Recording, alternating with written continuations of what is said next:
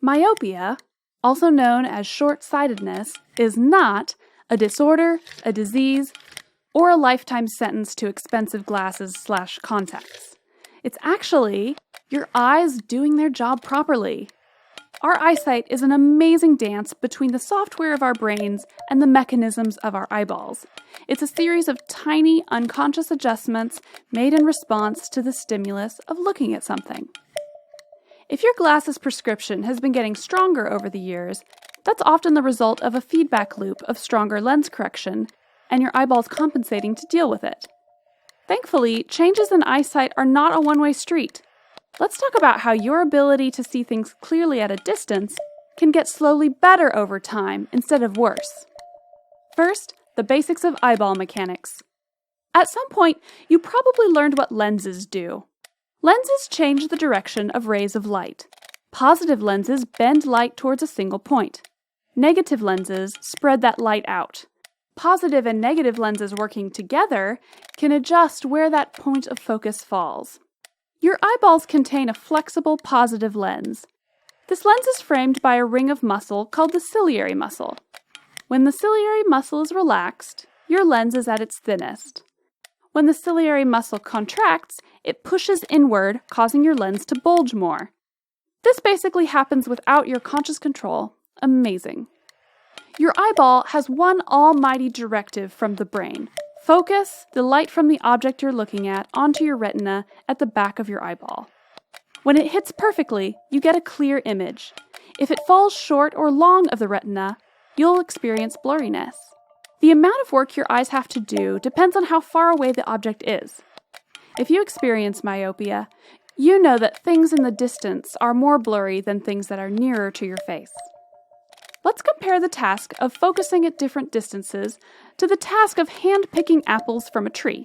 You want to be able to reach the maximum number of apples, and you have two mechanisms with which to accomplish this: your arm and the ladder.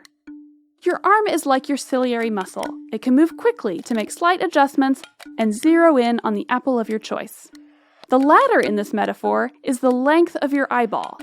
The ladder determines the larger range within which your arm can work.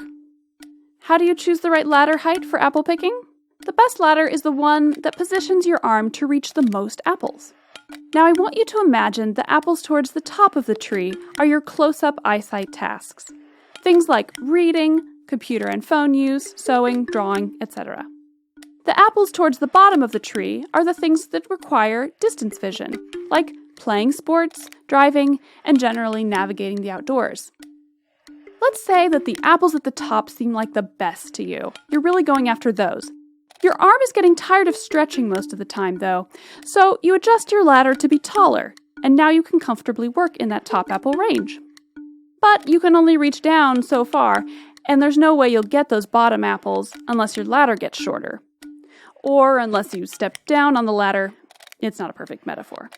But now you know how your ciliary muscle and the length of your eyeball work together. Let's take this back to the realm of eyesight. You're having trouble seeing things far away. Your eye doctor gives you glasses. You can see far away now. Fabulous. Then you go home and read for a few hours with your new glasses on. While you're doing that, your ciliary muscle is working extra hard to cancel out the strong, new, negative lens that's making this close-up image, the book, fall behind your retina. If you do something like this every day for months and years, your ciliary muscle is going to get so overworked that your eyeball will grow a tiny bit in length to give it a break. But now, your glasses don't seem to be working quite as well as they used to, and you can't see as far at a distance anymore.